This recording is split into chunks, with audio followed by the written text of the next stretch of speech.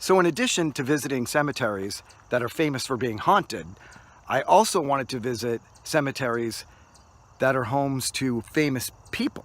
And right now, I'm in the perfect spot because this right here is Greenwood Cemetery in Haverhill, Massachusetts, the burial site of author John Bellairs. And it's perfect to visit his gravesite today because the movie, The House with a Clock in Its Walls, is just now in theaters, and John Bellairs wrote the book, The House with a Clock in Its Walls, and I happen to have my copy right here, right now, in the cemetery where John Bellairs is buried. I hope I'm pronouncing his name right. It says Bellairs, and that's always how I pronounced it, but it could be Bellairs. I don't know. So let's just say Bellairs. So anyway, yeah, this is my copy of The House with a Clock in Its Walls from 5th grade. I did a book report on it in 6th grade. I only got a C. I think I actually didn't finish the book in time, so I had to make up the rest of the book report and I got a C, but I eventually did finish it. It's a really good book. I liked all his books. So now I'm gonna go find his grave and I'm gonna show him my copy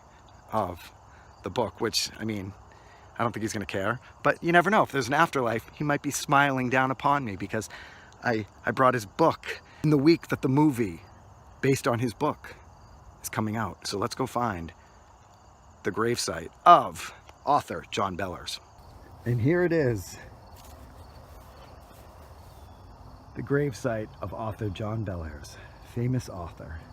I love what is etched on the headstone. It says, he loved to write stories that children love to read, because his books were really cool. I have The Figure in the Shadows, that one was really cool. The Letter, the Witch, and the Ring. The Blue Figurine, that one was really creepy. And of course, The House with a Clock in Its Walls. I always loved that cover. I think that's why I bought the book in the first place, because of the cover. I judged a book by its cover, but he's a great author nonetheless. And this is his gravestone. Awesome guy. And right here is his son, Frank Bellairs. He died really young. He was 30? I'm gonna have to look that up. That's sad. You're a great author, John Bellairs. Thanks for the awesome books.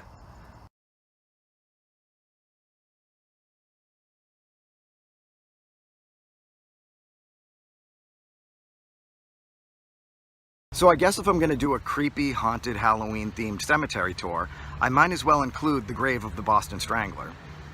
Mostly because he's buried not too far from where I live, which is right here at Puritan Lawn Cemetery.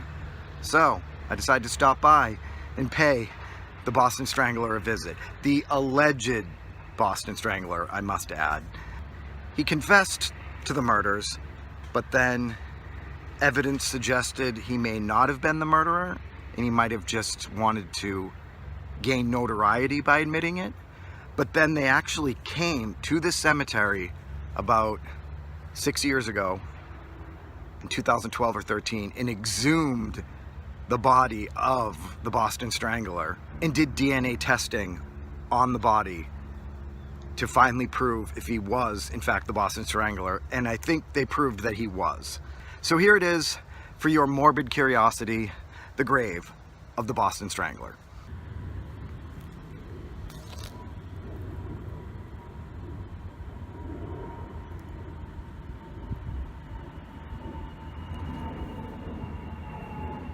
I feel kind of weird showing you that one. I feel like I'm glorifying a murderer, or even an alleged murderer.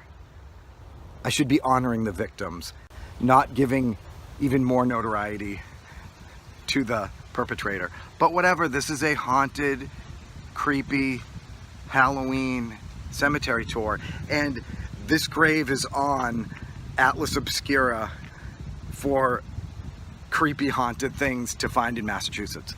So yeah, let's move on. The cemetery is very pretty, by the way. Let me show you.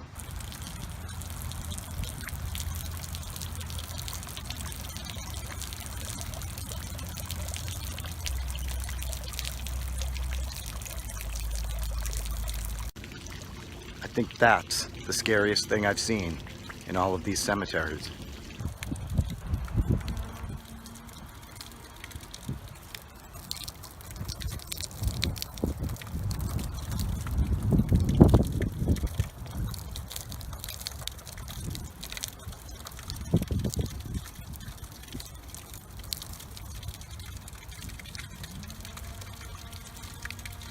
if I'm going to be doing a Halloween-themed graveyard tour and famous burial site tour, I gotta include Lizzie Borden. Because I don't live far from Fall River, where she's buried, and we are actually here at the cemetery where the Borden family is laid to rest. And as you can see, it's dark out. So I'm not here during the day. It's definitely evening. And I'm actually doing this intro after I already visited the grave. I've already visited it, and I've already videotaped me at the grave. So you're gonna see a change in the lighting. So I'm doing this intro after I've already visited the grave. That's why it's darker out now than it is when I actually visit the grave. But anyway, yeah, without further ado, let us visit the gravesite of Lizzie Borden.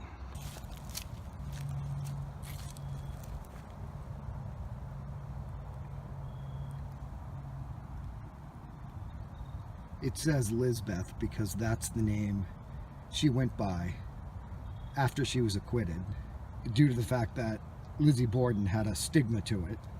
Yeah, I totally feel like a total jerk sitting here doing this, because there are 2 other people walking around this cemetery, and if they catch me sitting here taking selfies with the Lizzie Borden grave, I'm gonna look like the world's biggest tool.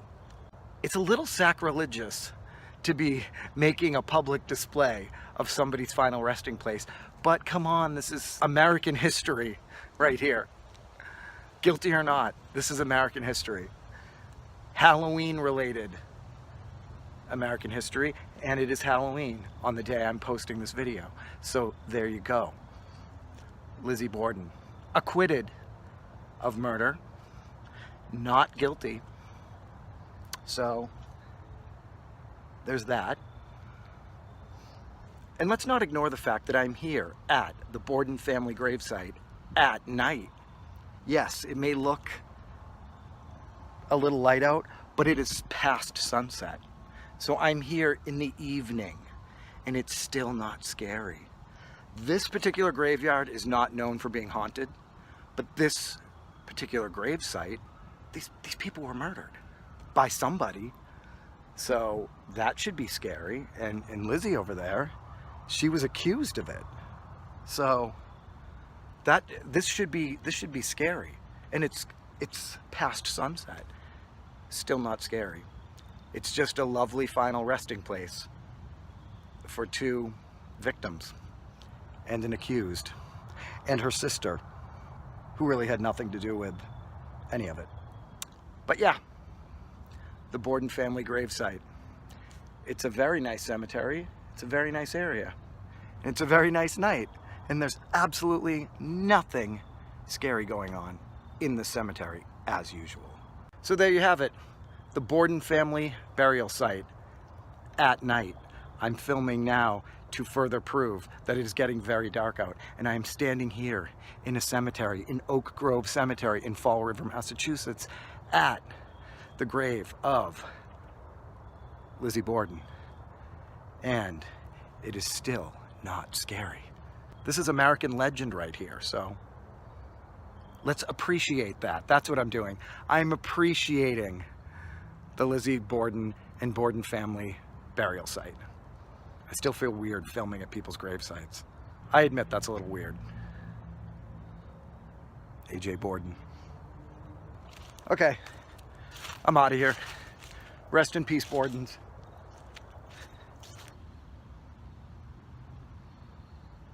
Dramatic night shot.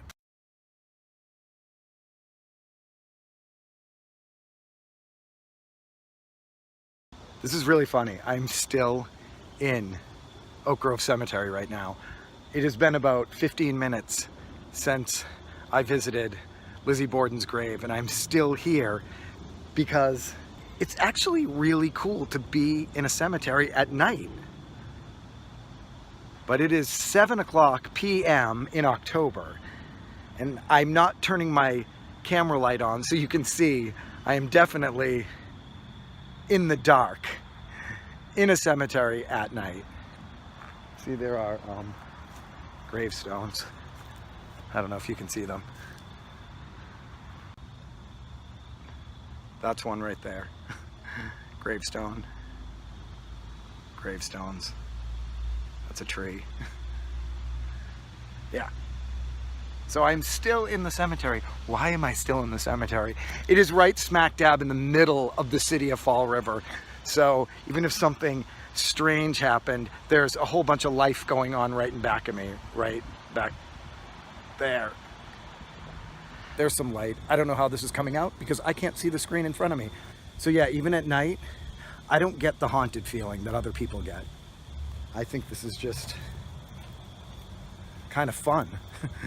I don't know if I'm supposed to be here at this time, but I'm headed out anyway. Okay, this was just to prove I did visit one of these cemeteries at night.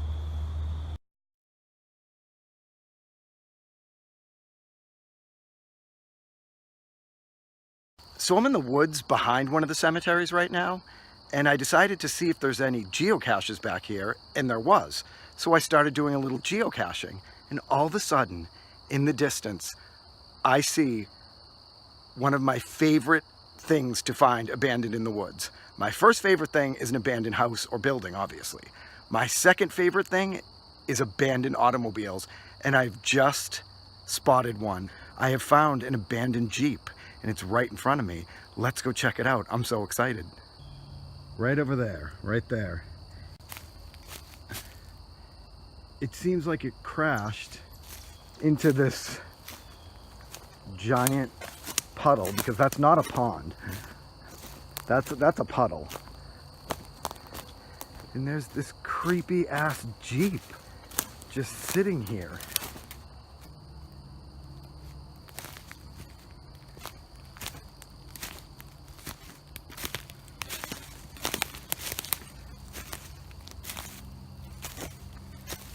I don't know if that's rust or it was at one point bright orange. I think it's rust. But that's weird. I usually know where every single abandoned car in this area is. And this is a brand new one. And it's in such a creepy spot. Like where did it come from? There's a big hill. And then there's nothing. There's no trail. The trail is way over there, but you can't drive on it, I don't think. Looks like it came that way, but there's trees and that big hill. I don't know. No use trying to explain why it's here. It's just cool that it's here. Which means I have to take a bunch of gratuitous selfies of myself in the abandoned Jeep.